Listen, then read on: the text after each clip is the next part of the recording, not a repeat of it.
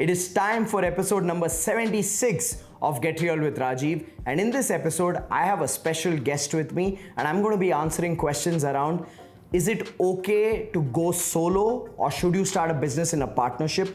I'm also going to be talking about your insecurity as a business owner, where you want to let go of some of your team members, but you're concerned about their livelihood.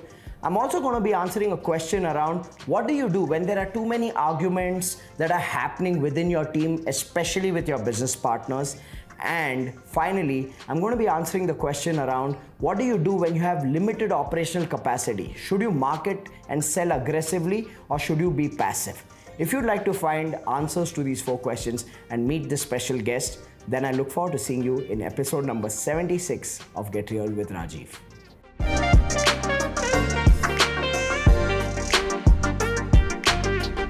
Hello everyone, welcome to episode number 76 of Get Real with Rajiv. Today we have a special guest. We have Simba in the house because his mommy is traveling and we don't have our caretaker at home. So I'm babysitting as well as making this Get Real video for all of you. And like every single episode, we are going to be having 4 questions. And today, Tithi is going to be the voice of your questions. So Tithi, what's the first question? Manjunath says, I'm very hesitant to let go of employees because I feel that their livelihood will get compromised if I do so. I end up doing even their work because they are either not competent or committed. How should I handle this? Well, Manjunath, firstly, let me tell you something. You have a very, very clean heart. Okay, and I really appreciate that. The kind of care that you have for your team members, even if they are not performing, wanting to take care of their livelihood, giving them a security, giving them that safety, making sure you're paying that salary on time so that they can take care of their families is a great and a very noble thought. And I really want to appreciate you for that thought. Having said that, Manjunath, while I am all for taking care of our employees, here is what I believe. I believe that it should be a win-win. I truly believe any relationship, if it is not a win-win relationship, it becomes a toxic relationship over a period of time. Think about it, Manjunath. You've asked me this question because the thought has actually been troubling you. You're paying salaries on time on a monthly basis, irrespective of the fact that your team members are not committed, nor are they capable. And that's why now this thought is starting to trouble you. It's building up, and that's why you've asked me this question. So let me tell you what you need to look at. One thing that has to shift in your perspective is, while you want to care for your employees, you need to also ask yourself the question, do they care for you, your company, and do they care for their own careers? Because if an employee is not able to contribute, they are not able to deliver what they're supposed to do in their job role, and they don't care about it, they're indifferent towards that, then you are trying to help a person who's not willing to help themselves. So here's my recommendation, Manjunath. I would like you to have a conversation on a one-to-one basis with those team members who you feel are not contributing based on their role. Give them feedback. Tell them what they are doing well. Tell them what they are not doing well. And most importantly, tell them what they need to do differently. Be very, very specific in terms of actions and behaviors, what change you expect from them. Also, extend your hand for support. Tell them that you will provide them the required training, required coaching, required mentoring, so you can help them develop the knowledge and skills to be able to be effective in their job role.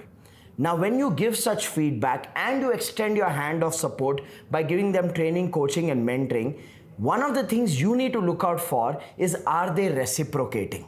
Are they taking that support and showing progress? I'm not talking about perfection. I'm not talking about the moment you complete your training with them, they need to start achieving targets and they need to achieve big goals.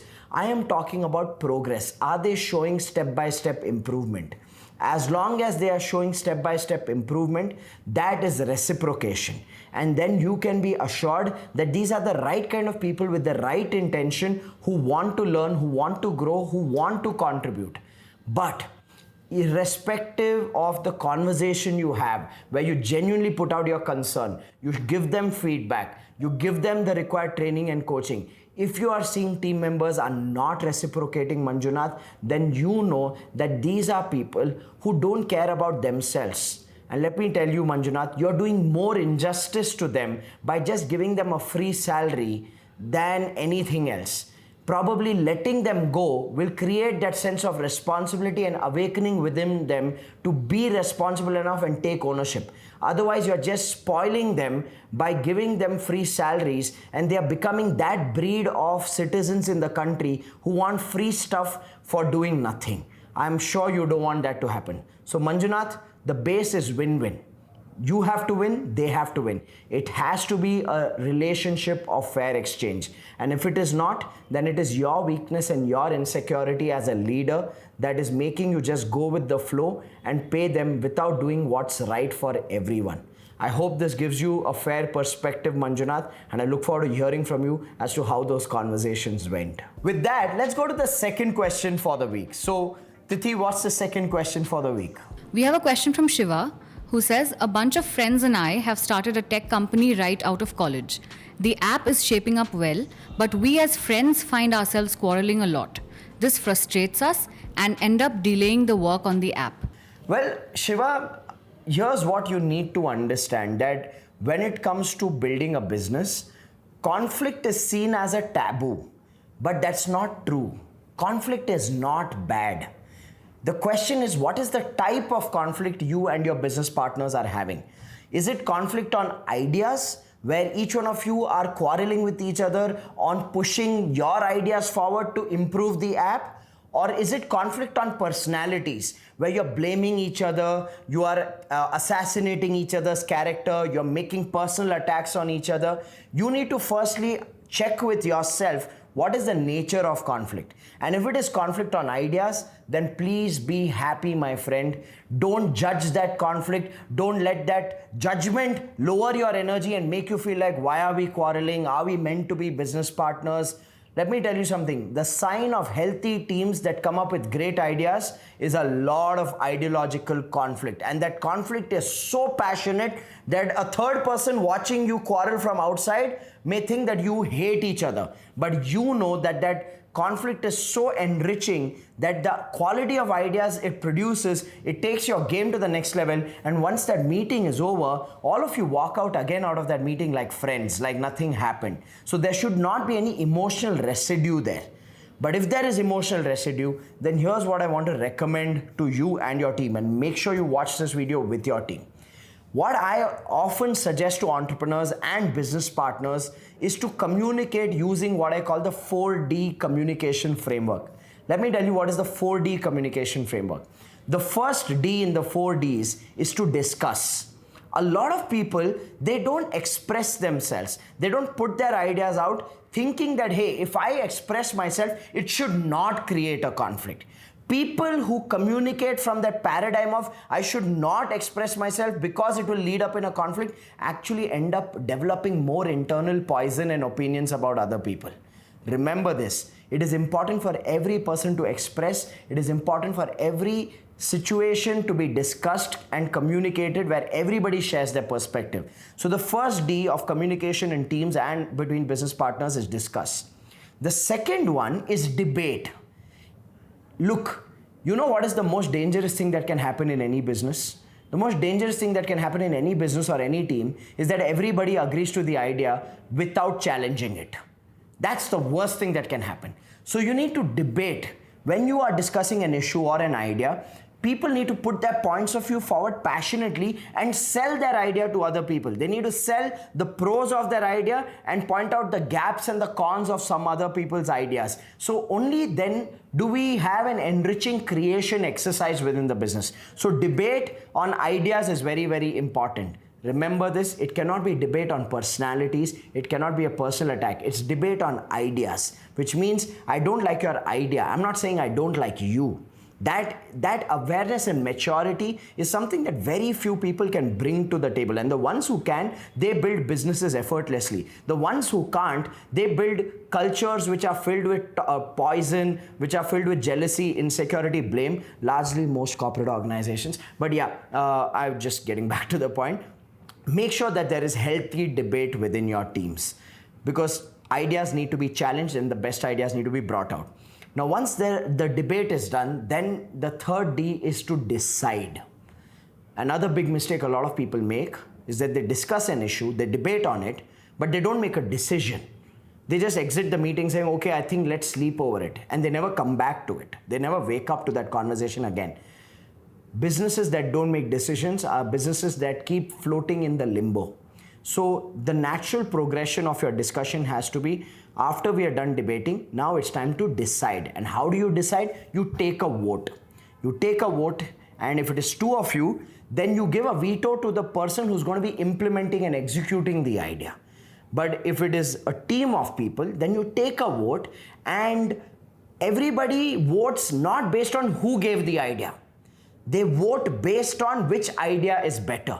And that requires culture. That requires a sense of integrity, authenticity, and honesty. If you have team members who are just suckers, who just suck up to their bosses and want to be in good books, and there's some kind of a ego blame game happening in your workplace where there's groupism, then you are screwed, my friend. And that's why I say this: culture is more important than competence and capability. So you need to make sure that the base of the decision or the vote is the merit of the idea. Otherwise, you're running a political party in your workplace. And the fourth D, after discussing, after debating, after deciding, the fourth D is called disagree and commit. Which means what? We will go with the decision of the majority.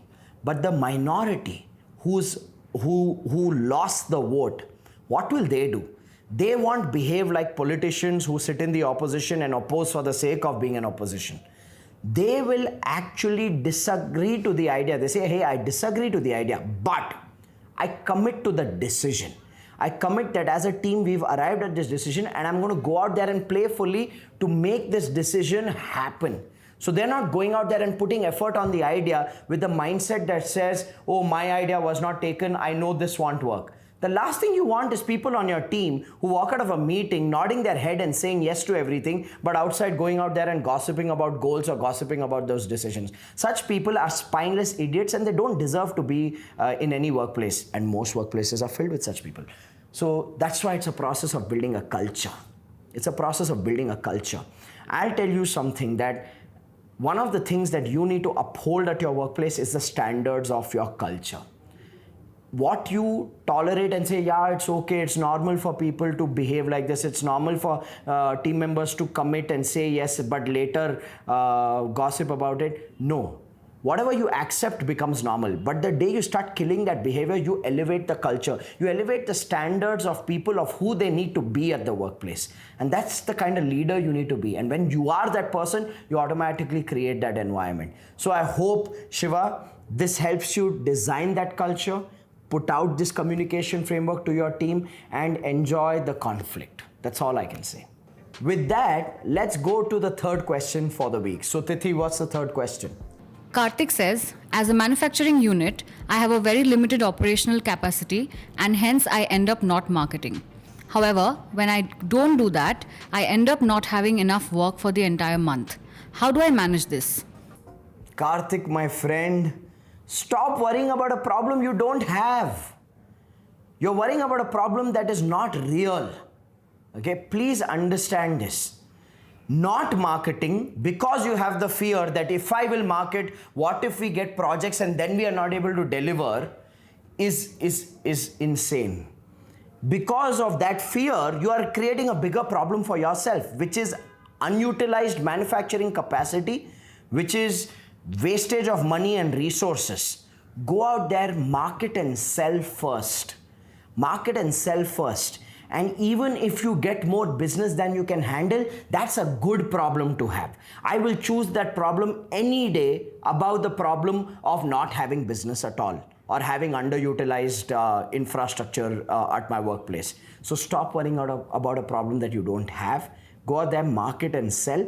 And if you start getting more business than you can handle, then outsource that part of business or scale up your capacity knowing that you have the capability to get more business. Karthik, please stop playing so small. With that, we go to the fourth and final question for the week. So Tithi, what's the fourth and final question? Amran says, I just opted out of my previous business as I was having differences with my partner. It was an amicable separation. Now I'm planning for my new venture in the FMCG field. I wanted to know that is it better to start a business in partnership or go solo? Well, Kamran, I have a huge bias here. So I'm putting a star mark Disclaimer, I am going to give you a very biased answer here. And if you like the logic, buy the logic. If you don't, then just stop watching this video whenever you think this guy is talking crap. But let me tell you what my bias is. My personal bias is in starting businesses with business partners. Why do I say that? All my three businesses have business partners. In Quantum Leap, Karan and Pranav are my business partners. In Dreamcraft, Bhakti is my business partners. In Dreamcatcher Investments, Karan, Pranav, Suren, Praveen, we have 5 of us who are business partners. And I'll tell you why I love partnership businesses so much. I truly believe that every business requires different energies. You need somebody to be the dreamer, you need somebody to be the driver, you need somebody to be the developer, you need somebody to be the nurturer. Every business requires different energies. Every business requires complementary skills and strengths.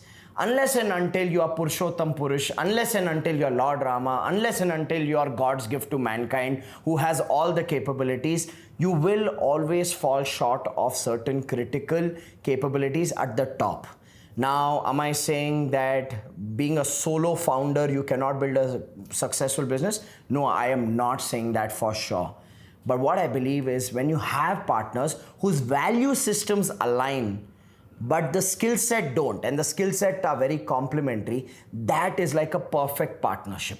So my recommendation to you, Kamran, is 2 things. Number 1, please be open to partnerships.